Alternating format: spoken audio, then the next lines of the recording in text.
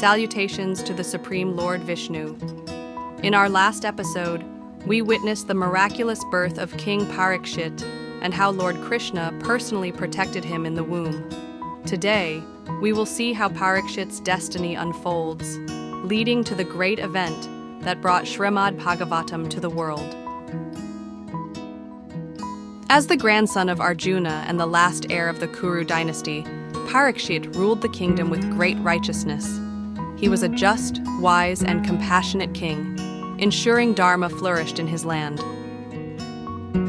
However, the age of Kali had begun. Kali Yuga, the era of darkness, falsehood, and decline in righteousness, was slowly spreading its influence across the world.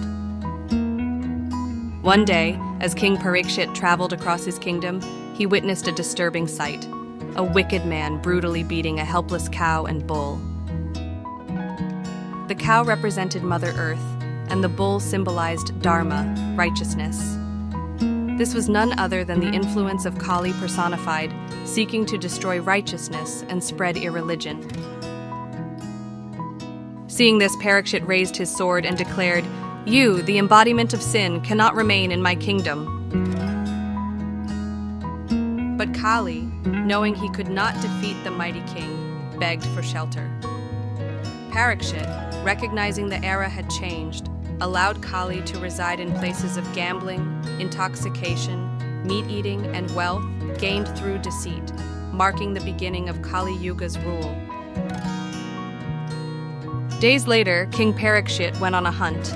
Under the scorching sun, he wandered deep into the forest, thirsty and exhausted.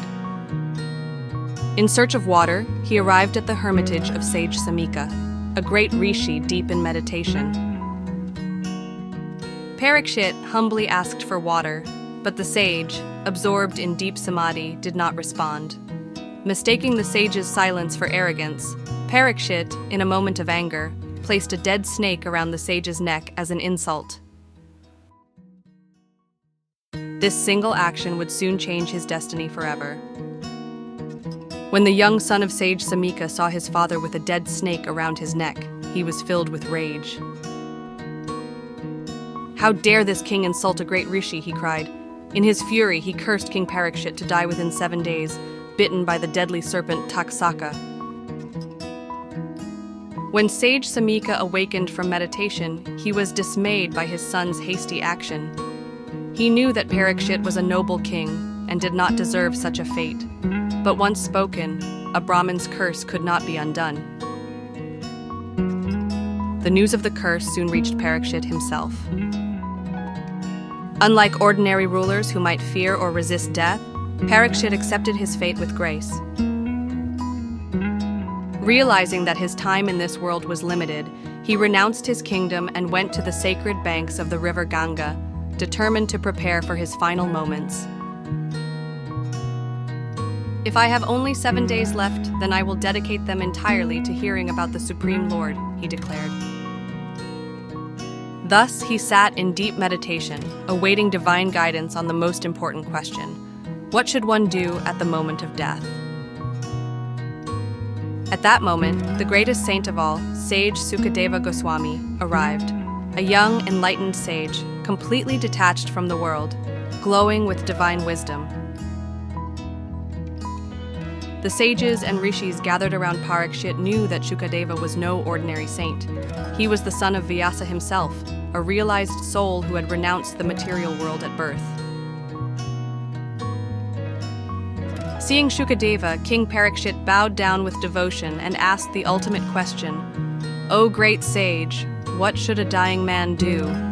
How can one attain liberation in this lifetime?"